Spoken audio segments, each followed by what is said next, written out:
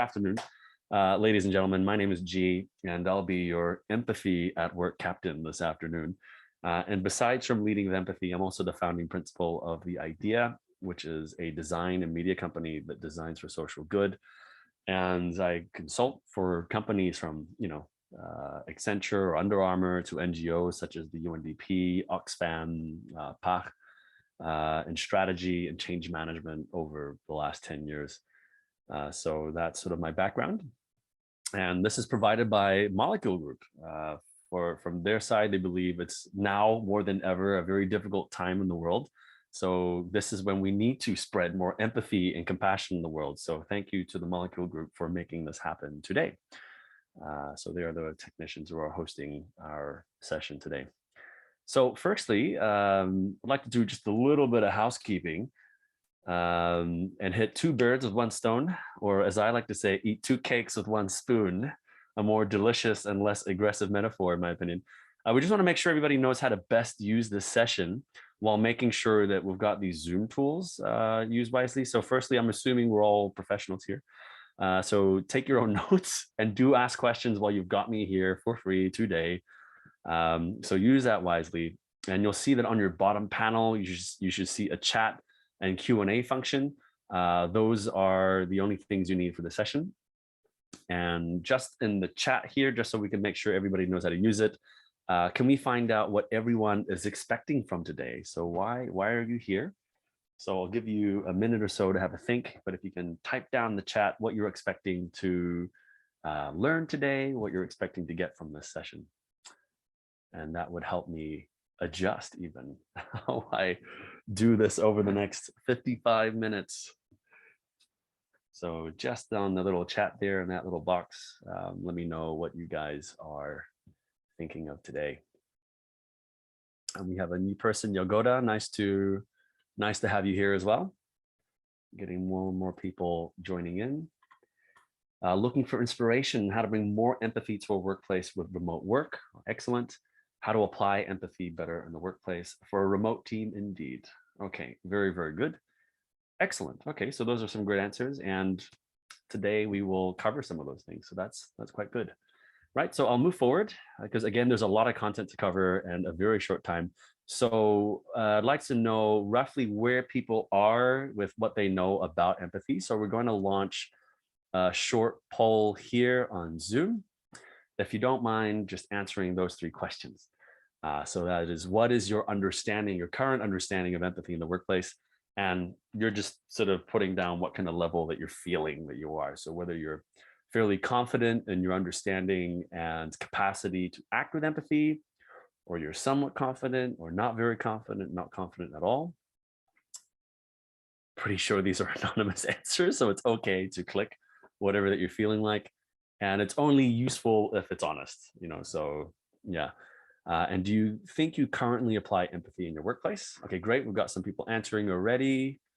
Cool. Okay, very good. Some people are saying generally feeling pretty confident about it, or they do quite a lot. They apply it. And is empathy present in your work-related tasks? Excellent. Okay, I'm going to stop that poll now just because of timing. But generally, people are sort of in the mid-range, feeling like they're somewhat confident. They do apply empathy in the workplace, and it's somewhat present in their tasks. Okay, very good. All right, so let's get rolling. Obviously have to do a light plug for empathy. So it's important just to note that it is really important. So a recent survey, actually there's been lots of surveys now coming out because it is, again, the newest buzzword that's everywhere, also thanks to the great resignation that's happening over in the States, but there's also research being done in places like Asia and Europe. And we're finding consistently across all of these different research that about 9 out of 10 workers expect their companies and leaders to talk explicitly about empathy and values. So this idea of just acting with it, and having active listening and things, those are important, but people also need to hear it directly as well. And yeah, like I was saying, this has coincided with other research around the world, from Cambodia to the US, and it's sitting at around 9 out of 10. So it actually doesn't matter almost where you are. It seems that everybody actually wants to see it. And from a brand perspective, a business perspective, about up to 70% of consumers are willing and able to pay more for brands who think who they think are more compassionate, caring, empathetic in how they operate, both inside and outside the company. But unfortunately for today, we're not covering the empathy aspect with brand positioning, marketing, or sales. We could do that another time. So those are the two things that you need to walk into this with. It is important. 9 out of 10 workers believe it's important, and 7 out of 10 consumers are actually willing to spend more money, right? So it's something which organizations should be wary of. So what is it? What is this empathy thing? I'll do this part really quickly for the Western sense. I am coming in from the East, so I will do a light explanation from the Buddhist angle and how we apply empathy and whatnot over in Asia. So firstly, in simple terms, academic definition is that it's a state where you can feel emotionally and even physically what another person is feeling from their perspective, which is the tricky part because we always bring our bias and our experience. So it's always described as walking a mile in their shoes. And I think for everybody here, this is fairly obvious. And to break it down a little bit further, and we're not going to cover this in too much detail for today because I want to get into the meat of it. But there are 3 commonly accepted types of empathy, right? So that's cognitive, where you're thinking about what someone is feeling and their status and their environment. And then there's emotional, so that's feeling what they're feeling. That's another level. And then emphatic, which is knowing what they need. And this is the compassion aspect. Now, I will say that this you can Google. This is the modern and approach. It's academic, it's scientific, and therefore it's observational and descriptive, right? So it describes what we know of empathy from a modern or even a Western context. Whereas over in the East, and this is more from the Buddhist angle, there are 4 attitudes, right? Because we don't see it just a descriptive aspect of this is what you're feeling and thinking. There's a particular sense of being, when we're talking about empathy in the East, and specifically in Buddhism, it revolves around this concept of compassion, and it's both descriptive and prescriptive, meaning it also tells you what to do. And the core of it is about not reducing the goodwill that you are producing, because the base of it is metta, and metta is a wish for true happiness for yourself and also for others. And the core of it is that it does not contradict with someone else's happiness or someone else's goodwill. So that's metta, and that's like the base. And then it branches into mudita and karuna.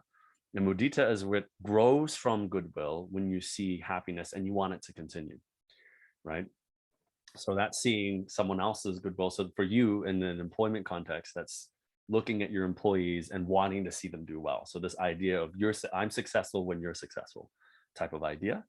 And then karuna, right? And this is maybe more on the NGO aspect, but what grows from goodwill that comes from when you see suffering. So right now, what's happening in the Ukraine, all the Polish community coming together, this is them experiencing karuna, this attitude of that's terrible, and we want that suffering to stop, right? So that's karuna. And then upekkha, which is equanimity. And it's when you encounter suffering that you can't stop no matter how hard you try. And this is where, for me, I get a lot of questions when people say, how do you not over empathize and when there's excessive empathy in work? And this is where this concept or this attitude comes in. It's the idea that you avoid additional suffering and instead you channel energy to where you can help, and it strengthens your endurance without needing to make more sacrifices, right? So there's a lot here to unpack, and you have monks meditating on this for years and decades. But if I would summarize it for this 1-hour session, we should walk into this session knowing that it should not result in a reduction of goodwill and it should not cause further suffering, right? So this is one of the baseline ideas and concepts and principles that we're walking into when we're talking about leading with empathy and creating empathy in the workplace, right? So hard situations like when employees are having a difficult time, but it's a prolonged difficult time and it starts to affect productivity and things like that. What do you do in those situations, right? Well, as a manager, and even from the East, actually, I was just thinking that the concept of upekkha is that you shouldn't be suffering over, like creating additional suffering just so you're helping others with theirs, because overall everybody suffers in the end, right? So this is the difference. I would say that from the East, there's a little bit more of a prescription to it. And I would argue, a little bit more balance to the approach of applying empathy in the workplace. So I'll start by saying, now we covered what that was, in short, what empathy is currently defined as. And I want to share with you a personal story of what happens when the right amount of empathy is flourishing in your organization. So this is me over in the far left corner. This was back in Cambodia, and we just launched Under Armour back in 2018, and it was a great success. So I gave my whole team an extra week off because they earned it, and it was quite near the end of the year. And I got a call from the director of the Ministry of Tourism, a director there, and they asked me to support them for this event called the Win-Win Memorial. So this is actually what that's referring to. It was an event called the Win-Win to commemorate a peace period in Cambodia for 20 years. And we basically had 3 weeks to pull off an event that was expected to have about 50,000 people. And I said no, because I was like, I don't have anybody, and you want me to do this event for free? No, I'm not going to do it. I don't even have anybody. Then I got a call back from this guy's dad, who was the Minister of Tourism. And he said, look, G, this is for the Prime Minister, and I'm highly encouraging that you support. And I'm not sure how familiar you are with frontier markets, but when you don't really get to say no and expect to stick around for much longer when you are in such a situation. So I was quite stressed, as you can imagine. I had 3 weeks to organize a big portion of a major event, like vendors, all the logistics, and I didn't have a team. And I was taking this call in the office, visibly stressed. And my recently elected student volunteer president, who was an intern, this girl here, Sotini, she asked me what was wrong. And I told her the situation. And she said, man, dude, gee, we got this, and 3 months from now, you're going to be laughing about it. So in 24 hours, she recruited like 30 volunteers who worked nearly every day for 3 weeks. And then they turned up to the event, a 3-day event from 4 a.m. to midnight every day to help organize and run this event. And on top of that, we were able to do some CSR and teach people how to separate their trash. And we did a whole bunch of social work at the same time. And we didn't get paid for any of this, but it did lead to like a concession to manage the National Stadium and a few other really great projects. So it worked out really well for us. And all because of that moment of crisis when I got that phone call, I lost my composure. And so Tini, my intern at the time, felt concerned, and she acted out of compassion, and she didn't have to do any of that. So we had a safe enough space where people felt like they could actually engage and support. So this was quite for me like a really great story that we had back in, it was about 6-7 years ago, back in Cambodia, of an example of empathy in action, and not just down the line, because everybody always thinks it's like you as the boss, you as the employer, you have to empathize for your employees, but empathy works 2 ways, right? And you actually have empathy flourishing when you have employees empathizing for the organization as well as for their boss, right? So a really important moment. So I'm going to do just a light check-in here, just to see my pace. How is it at the moment? Is everyone still awake? Is my pace okay? And yeah, still here. Thank you, Mariusz. Thank you.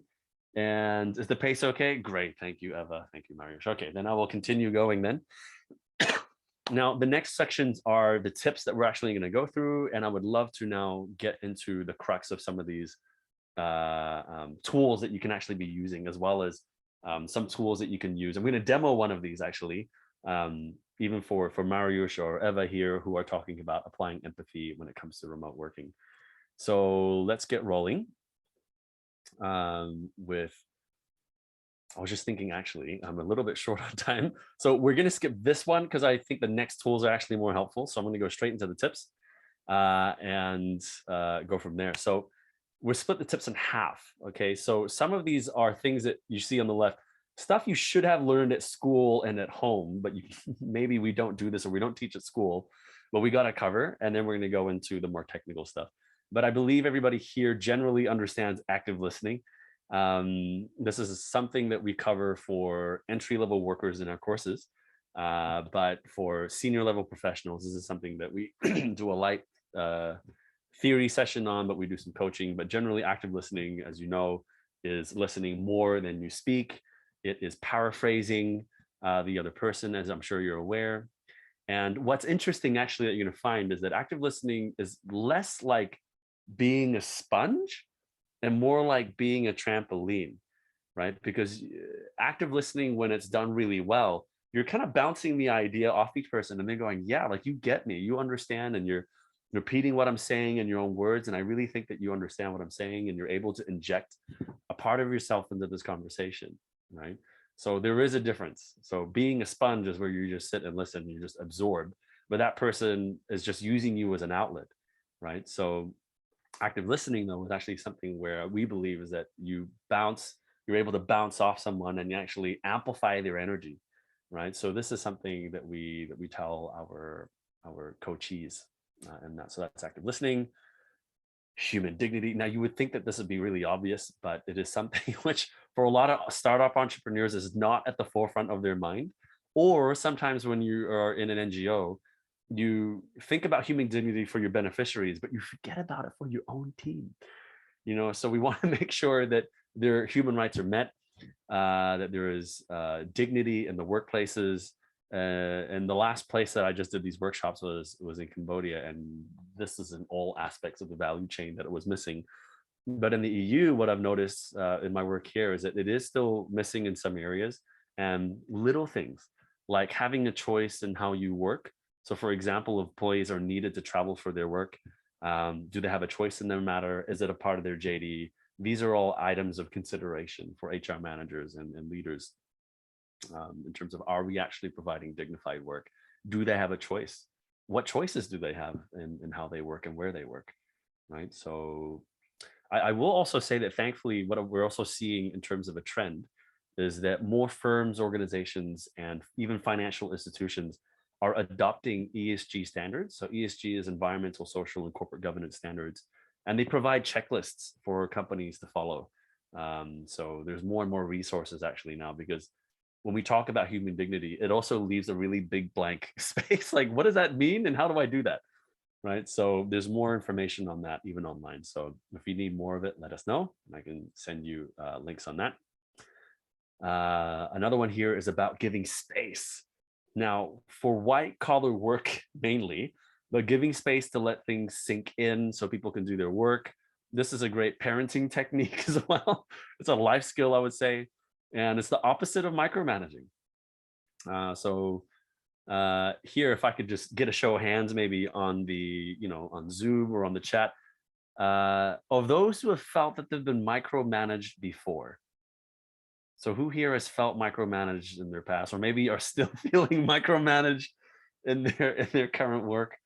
Yeah, so this is what we want to avoid. And when you give space, you're able to avoid that. And actually, the next tip will help you avoid that. But the idea is not to do that. Now, I will say that that's for managing a team, but for yourself, giving space to yourself too, because empathy can get drained, and if empathy is energy, so you need self empathy in order to give empathy and compassion to others.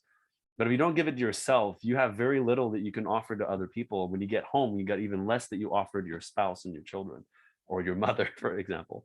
So don't do one of the biggest tips that we've found is don't do anything back to back. So that's an actionable thing that you can look at now, is just to look at your calendar, or even look at the calendar of your team, and see if there are enough breaks for self check-ins and things like that, in order for them not to just be like going from one thing to the other. And one thing that we're seeing with remote working is that we want to maximize every minute, because people aren't traveling anywhere anymore. But it's not okay to just be squeezing every productive minute for your team members to squeeze out productivity or an output of some form. It's actually not very healthy. So this is one of those considerations that you can use immediately, is look at your calendar. What are you doing back to back? Try and make that not happen, but also consider that for your team as well, and show them that you are not doing it. And then you expect them not to do that for themselves as well, especially in white collar work, knowledge work, right? So so that was the stuff that you should have learned at home or at school. And now we're going to cover a bit more of the technical stuff. And it sounds easy, but doing it sometimes isn't very easy. So the first one is checking in. And there's a difference between checking in and checking up. Checking in is not micromanaging. We're saying, like, basically, hey, John, or hey, Mariusz, or hey, Asha, how are you? How is this thing going? Oh, right. Okay. Hey, by the way, I just saw that email that you just did, and you should totally change this line. That's not very good, or whatever.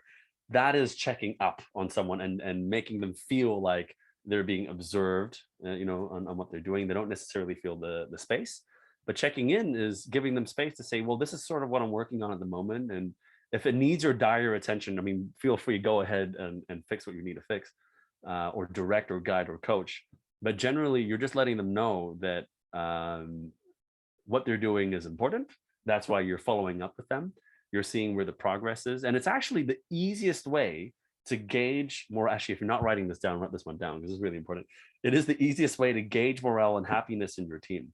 And it's very difficult to accurately gauge more happiness because it's subjective, it's contextual, it's different from person to person. So the best way for you to actually gauge happiness in your team, especially if they're working remotely, is to just to check in on them. And you can ask them, how are things going? And was it better than yesterday? you know, um, if they were in a very tough position. And you'll find that it actually reduces a monstrous amount of operational issues at the same time, just by asking them how they are a bit more often. And I will say that from the research that we've gathered, it's simple, but it's rarely done properly, because a lot of the time people are very busy, and so they put the performance reviews annually. And for those organizations which do them quarterly, sometimes they find that it's not even done enough. So what we've found is that, um, we try and do check-ins a little bit more often. We recommend, maybe not every day, but every second or third day.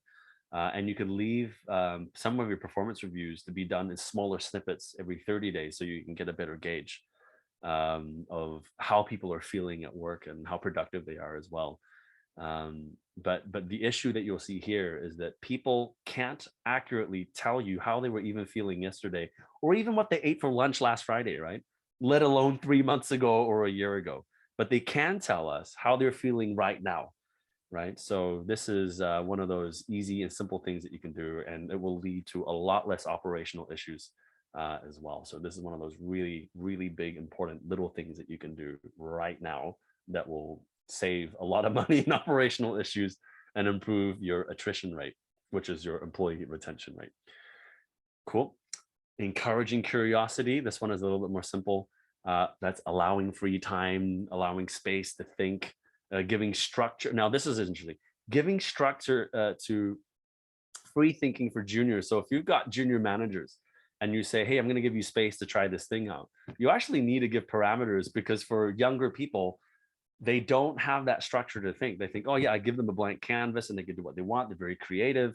But a lot of the time they get really scared because they go, what if I screw this up? And I've been given all this time and resources to do this amazing thing, and I've never done it before, but I'm expected to wow them, or I'm thinking that I'm expected to wow them. So when you're managing or you're onboarding or ramping up junior managers, it's actually, important to give them structure and parameters, like, here's, I don't know, of course you would offer a timeline, but you would say, like, don't go too far past here, your budget might look like this, or generally, what we're expecting from that is, something along these lines. So they can get a better idea of, like, okay, so I'm working here and here, and I get all this free space here. That makes more sense now, and I know where to go, right? So that's what it means, is to encourage curiosity. Is not just to allow free time or just pay for courses, but you actually need to coach them a little bit more through it and give some structure so they can make sense of everything, right? So that's encouraging curiosity. This is a good one. Knowing when to get a grip. So for junior leaders especially, and for those who empathize with others strongly and don't know how to prevent someone else's emotional flood from overwhelming them, they still need to make good decisions without that level of emotion. So knowing when to, um, stop a conversation sometimes and saying, hey, look, like I was mentioning before, when do you know that, someone's personal issues, let's say, are now starting to affect their productivity and affect the work overall, especially over a long term? Is up to you to understand your risk tolerance on when is it actually starting to affect the people around them. So knowing when to get a grip is, of course, subjective to the context of the situation that you're in. But one of the main tips is knowing when to stop, right? And we generally do this particular section more in the coaching aspect, for people to learn how to deal with the hard conversations and the hard moments, especially when they're managing. So more on that later. Actually, you're going to see some of what we could be doing later in the employee journey map, which we're going to do in 10 minutes or so. And one of the last couple of tips here that we have is choosing compassion over frustration. And this one is tough because it means the manager needs to overcome their frustration by choosing a different response.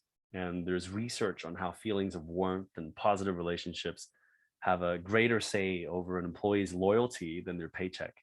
And that the more employees look up to their leaders, when that happens. And so what we generally do here, what we recommend to our coachees or for our own leaders, is the self check-in, is reminding them that you choose to respond as opposed to react, and little tips like pausing for 3 seconds before you engage in a conversation, especially when you're in a very heavy piece of heavy conflict or a heavy discussion, right? I just will do a quick check-in now before we go into the next items here, just with where we are, because I just spoke for like 15 minutes straight. So how is everybody here? Is everybody still awake, alive? Just out of the chat there if things are okay. And you can hear. Hi, Asha, awake, alive in a tree. Thank you. Lack of breaks means lack of respect to other people. We meet as we have no full attention. That is excellent, Asha. Very good insight that you left there. Thanks for sharing. Cool. Okay, we have a lot of stories for these sort of tips, but just because we've only offered an hour of my time today, we have 30 more minutes and I want to go into the demos. So I'm going to briefly go through the next items and we're going to go and do a little demo together. So the last tip here is on co-creating a values document or a culture deck. And I will mention that this one here is more technical because it is very difficult and assumes high levels of critical thinking and EQ and a lot of trust. Because for a lot of the founders who say, I'm going to now co-create or co-design a values document, a culture deck with my organization, it means that I believe that they know best for themselves and that I will respect their opinion when they write down what it means to work hard, right? Because basically when you create this document, you have like a series of questions for people to understand, for you to understand in their perspective what work means. What does it mean to turn up on time? What does good service mean? Good quality items mean? And this is one of the first steps to doing what we call like an open book management system. And the advantages of that are huge because people all understand what their role is in the overall strategy. Each task, even if it's really menial work, like video editing day in, day out, but they understand where that is all going, right? So they feel like there's progress and meaning in the work that they do, and they're not just doing it for a salary. Because everybody is doing different work. And it also helps everybody in your organization to understand each other as well, which is the empathetic practice in action. So when you have a workshop or when you're doing like a team building day and you're sitting down, you're doing this and reading each other's answers, this is the best moment when they realize, oh, like this is what the accounting department is doing and why they're so strict and they never approve my budgets or whatever. But I see why. I see why their department exists in the organization is to protect the financial position. And they're reading my card and I'm in marketing or whatever. And it's to get the most brand awareness and influence for our brand. And we need to spend money in order to do that. Right. And then the shared purpose, how they find common ground is coming back to the main mission or the main values of the organization. And that's the common ground that they have in order to negotiate, because you need to have those conflicts in order to work. So your values document and your culture deck is a really good start for something like that to happen, especially when people aren't talking to each other or people don't really necessarily see eye to eye. They've been working together for a really long time. Starting this process is really good. Now, I will mention that for the top managers, because when you're senior management, sorry, let me start that again. When you're middle management, you know the rules. When you're senior management, you know the exception to some of these rules. And as much as it sounds good to say you want to keep and retain everybody as much as possible, which is a metric for your HR manager, that's not the metric for the CEO or for the founder. They need to make sure that they're navigating the organization over the next 2 to 5 years. So they are thinking that whoever is now in my organization, as much as I would love for them to upskill and be promoted and grow with the company, a lot of these people aren't going to stay. And a lot of these people shouldn't stay because they represent a specific skill set or a mindset that actually is not what your organization needs in order to grow a pivot. Right. And so it's really important that you start this culture deck and you can start to even identify where people are going. And sometimes after doing this exercise, people realize that that is not where they want to be. And it's okay. It's okay if they resign because it's a better fit. In the long run, it's better for them and it's better for you. So it might negatively affect your attrition rate at the beginning, but in the medium and long term, so much better because you get people who understand where you're trying to go. They have the same questions, the same mindset, and you reduce a lot of that resistance to your goal because the people who did not necessarily share your values or share ways of working, they're all resistance and reaching that goal. Right. So really important topic there. So there was two big tips that I gave you there. The first one was do it as a workshop. Make sure that if they can be together, do it together, or do it on an app like Mural, which I'm going to show you very shortly. And for senior management, if people quit, that's okay. It's totally okay if they quit. Just make sure that you recruit other people on board to fill their ranks, right? Okay, moving forward. So we're going to take a look and do, there's two exercises that we're going to do. We're going to try and squeeze them in under 30 minutes. The first one is an employee journey map. And the second one is paraphrasing either praise or anger. Okay, so let's go ahead and I'm going to share my screen now over to the journey map. I'll do a light introduction and we're going to do one of these things together. I will admit I'm using one that I used before, so we've got some answers, but we can go through and do one of these together. So what is a journey map? Basically, it's a process map that, like you can see here, if you had to pay an expensive HR consultancy to do one for you, it might look really pretty and look like this. For example, people looking for jobs, what they want, their pain points, and what they're feeling, and the different stages from looking for jobs, and what are they looking for, what are their pain points, and then the next step is when they get to the application or the interview, getting accepted, they work, they decide what's next, and they choose to stay or they leave, right? And this is great for your HR to use to sort of understand where in the process that they could be improving in the organization. And it's something which actually everybody should have access to. I don't know why more people don't use journey mapping or even a customer journey map for their businesses to get on the same page over your company's story. And in this one, it's your employee story. So there are different versions. So there's three that I'm going to show you here. So there's this one, which is a bit more general. You can Google it and you'll see this is one.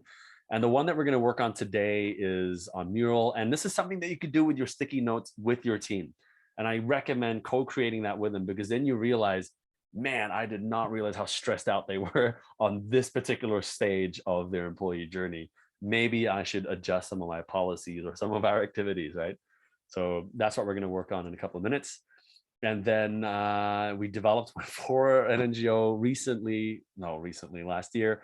But this one is more micro. So this one is more on the journey map in terms of stages. So recruitment, interview, offer, rejection, onboarding, kind of like the one you have here. But this one is the journey in terms of the actual day-to-day, right? So if you're really concerned, like if you're having really serious attrition issues, or you are serious about employer branding and you really want to make the best place for people to work for, or you're developing an app aimed at employees, then you are doing a journey map anyway. But you can start to see, and it will actually help you inform some of the decisions that you're doing. So, sorry, for example, here you've got one where an employee is at home deciding whether to pack breakfast, they check in on social media, they bring reusable bottles or whatever, they jump in their car, they enter the workplace, they meet, they drink, they work or whatever. But what do you do with that data? So for example, Mariusz might have been asking before about remote work. If you have to decide if you're doing hybrid, remote, or you're forcing everybody to come to your office, looking at a map like this is more useful than that. because it doesn't give you that information. Whereas here, if you're serious about making a good decision, which you might be only spending 2 or 3 hours considering with your senior leadership, but it affects like 100 other people, and it affects them out like hours, which adds into days in a year, right? So that 3-hour decision will create 300 hours of inefficiency potentially, because you said, yeah, now guys, you're back to commuting, right? So if you want to make a really good decision, and you want to be more informed and you want to apply empathy and actually consider what it's like for them, then doing a quick little journey map and writing, because this stuff is quick because you can imagine what it is that we're doing, right? So you can start by writing down what you think it is, and then you can interview a couple of people, or you can ask them to fill it out even and say, well, hey, what do you do when you, if you don't mind, when you get up at home, and this is anonymous, just, you don't have to write anything personal, but like, you eat breakfast and how long does that take you? Okay, you sort of add that in and you get some data, and then you can look at it when you're discussing this with your board or discussing this with your other managers, and you can start to see how much hours are people actually expending in commuting, in the work that they're doing when they get home because they're still working when they're home, or at work, like what we were saying, are they having back to back to back to back to back meetings, and then you can start to see what it's like to actually work for you, right? So this is a really, really helpful tool for you to engage in and actually start asking questions. What is this commute stage like, and what could I be doing? And actually, what's interesting is that we recently used this not for creating empathy in the workplace, but helping a telco go plasticless, right? Because they were saying, how do we get our employees to, change our behavior to navigate away from using single-use plastic? So we created one of these, and then we found, hey, like these are the instances in the workplace that we can maybe influence, like we can give them a reusable bottle, and we have a bit more control by maybe just having a flat out ban for plastic or whatever in the office. But how does that affect people? Do they have to spend more money? Do they not?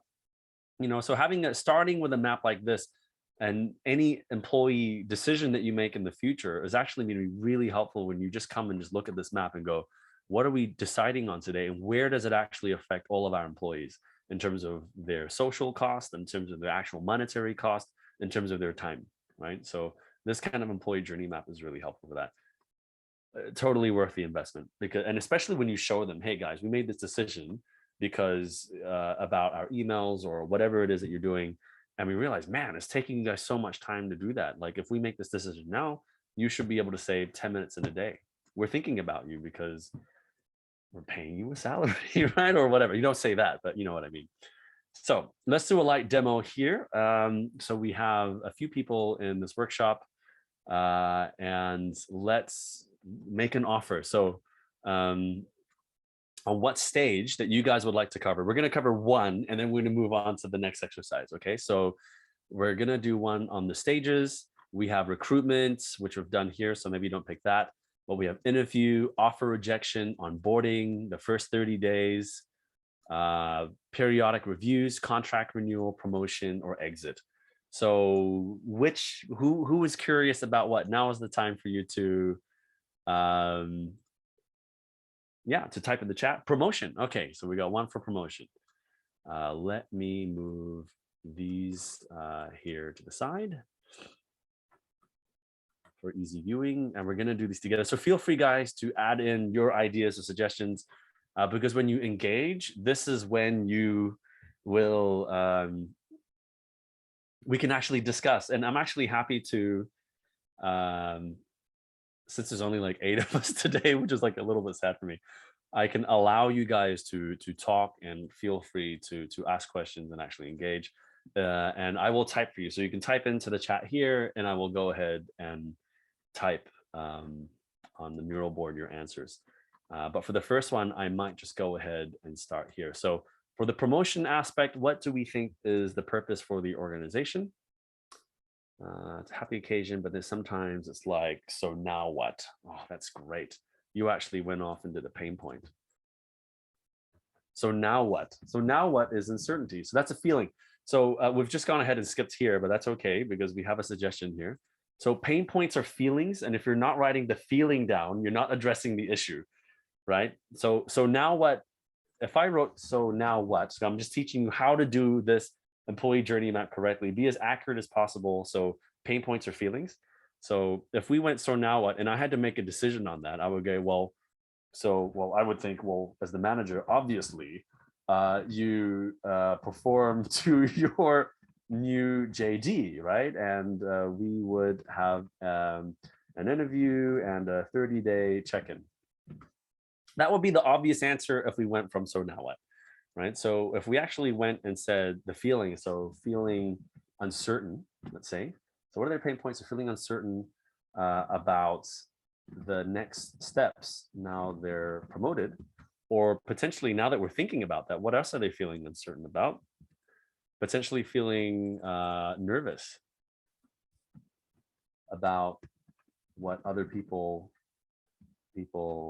are thinking. And by other people, we could be even more specific about what their new subordinates are considering, are thinking about them.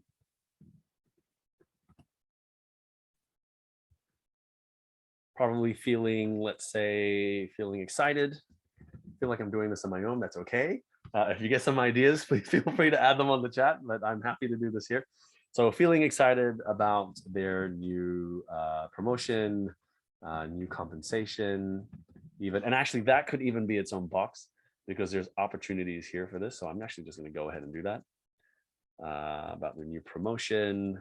So this could be like a status things like, yeah, I'm promoted now and that's awesome. I feel great. Feeling excited about their new perks as well here. So we'll leave that for now. There's probably a lot more, especially if you did a survey and you asked your team members. I am now going to go back up and just go back here to the other colorful boxes. So in this particular journey map, there is, as you can see here, purpose for the organization. What does it mean for you and your company? What is the purpose for the recruit or for the employee in this situation? Okay, how does the recruit feel? And we wrote down the feeling actually. So we actually did 2 and 1 here. What are their pain points? So what are the issues that they're actually going through?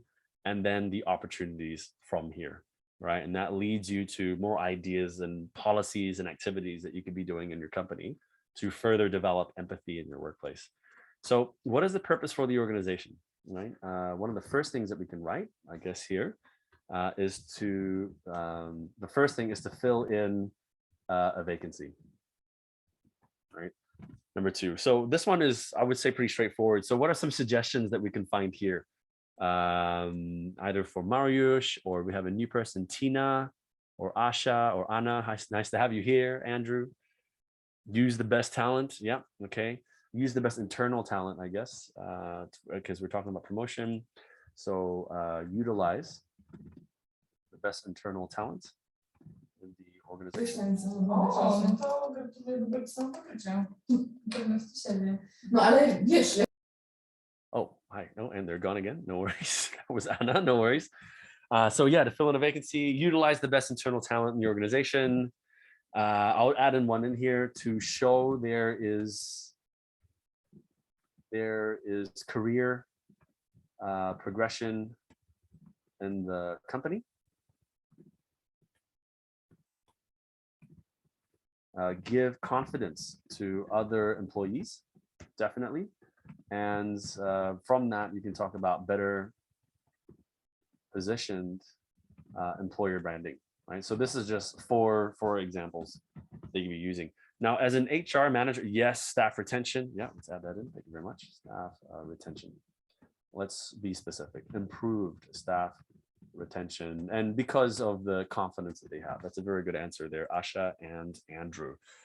So let's leave that for now. Now, the question is, what do we do from these answers here, right?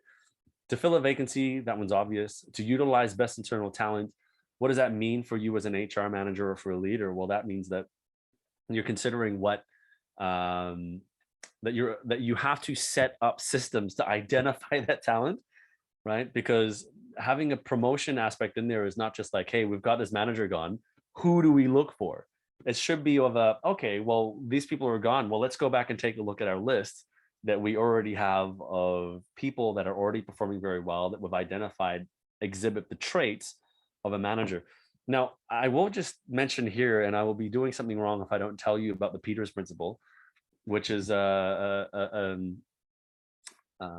a management and HR principle, that this assumption that eventually the organization will be filled with people who are incompetent because you keep promoting people from internally that were good at their last job. But the problem is that moving from an executive into a manager's role is not the same skill set. Just because someone was fantastic at sales doesn't mean they're going to make a great manager. But usually that's how they're promoted, because they were doing very well. They stuck out. They were really obvious, very charismatic. But when it comes to people skills and having empathy, that sometimes that does not transfer, right? So there is something to be aware of. So it's important to identify specific skills and attitudes and characters that you want to have in that area for promotion. So when you're utilizing the best internal talent in the organization, it does tell you that, hey, you need to have a system in place for that, right? So yeah, so that's the purpose for the organization. It changes what you do and how you do that. Now, the purpose for the employee. So let's look into some answers there. So let's start with the obvious, better compensation and employee benefits. What else do we have that we can add in here?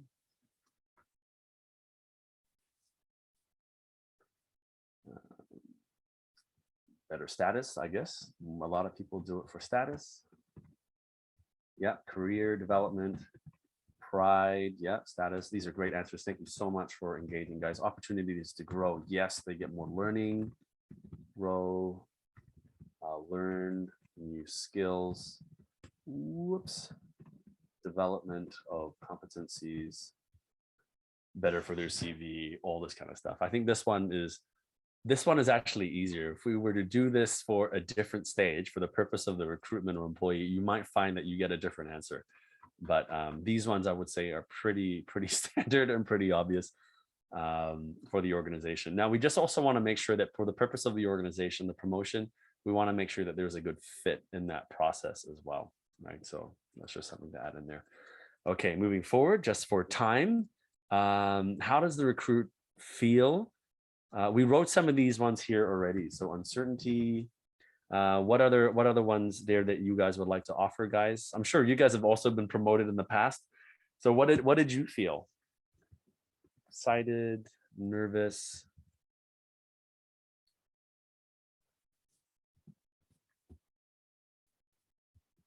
There's a big one that starts with an F that sometimes we don't ignore, but we forget that people are going through. Excited, it's fear. Exactly. Thank you, Eva. It's fear. A lot of people do feel fear. They get scared about that. Right. And they feel fear for some of these following reasons. Right. So we talked about the pain points before. So when you're doing this, you should be doing chronologically. Don't do what I just did, which I just skipped straight to the pain points.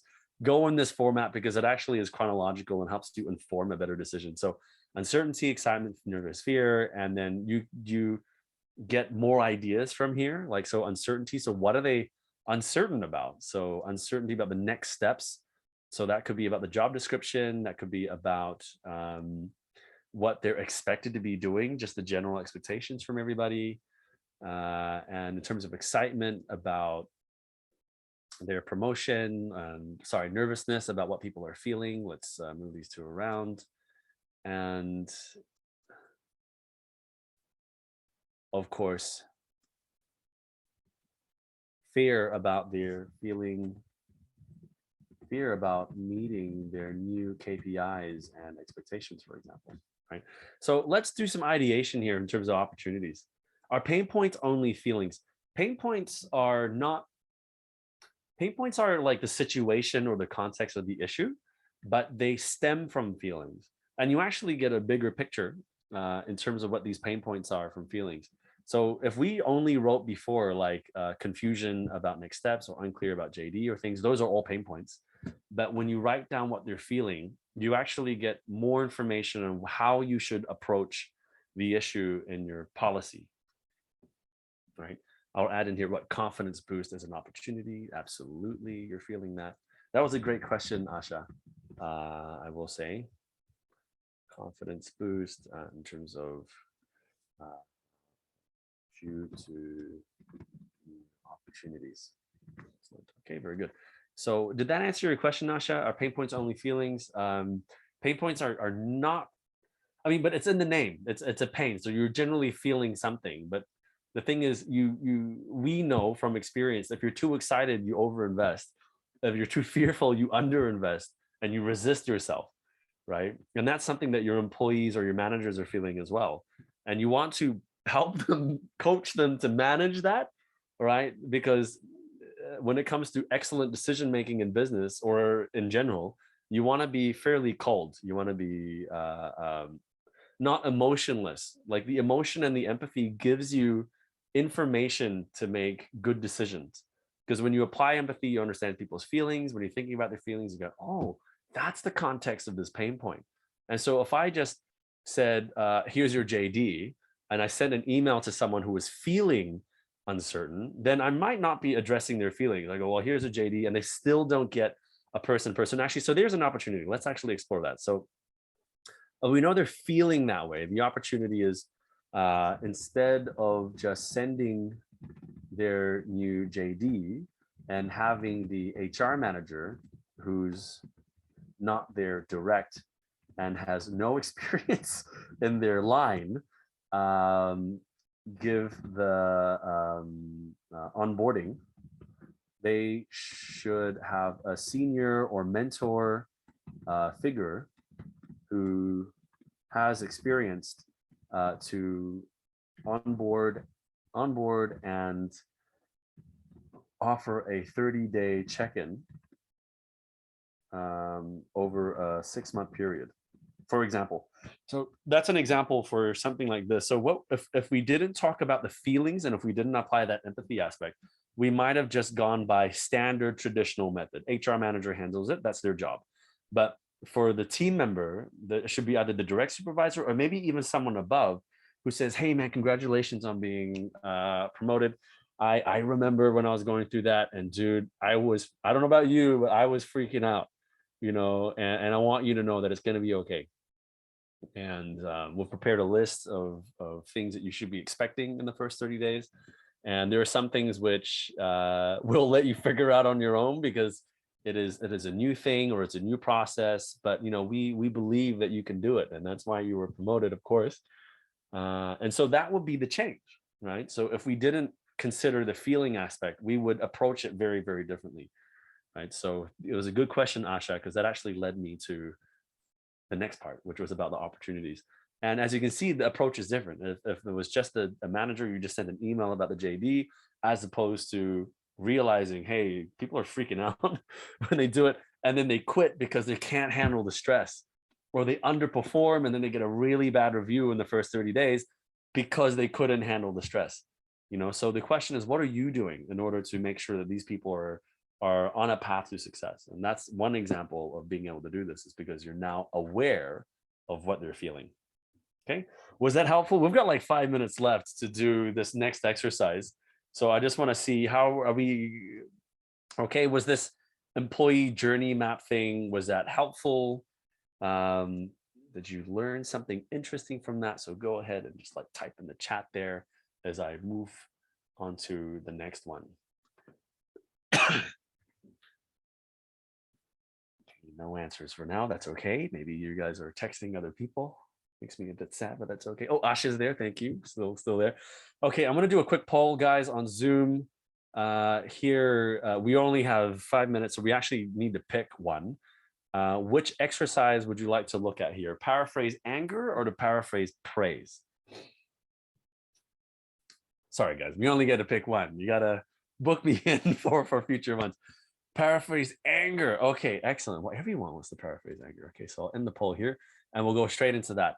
I will mention though that praise is not as simple as we think. So before I just move on, if we give praise poorly, it will reduce instead of bring more empathy into the workplace because it's disingenuous. After a while, praise loses its meaning. People don't feel that you mean it and that you haven't taken the time to hear nor understand them, let alone appreciate them. Right? So there is a whole process to giving praise, but we're going to talk about anger. And there is a concept called the unsaid, which we need to talk about. And the idea is that the unsaid is something what you should say, but you don't, or it's for them because, anger conflict is two ways. It's what they need you to say, but don't ask, right? And so there is an actual approach to doing this. And there's a really great book that I highly recommend. It's called Nonviolent Communication, NVC. And there's a particular process that they follow. And I've extrapolated that and I would say simplified a little bit for it. But when we're talking about big or higher level conflict resolution between companies, between groups, or there's a very serious one, and then this is the sort of process that we follow.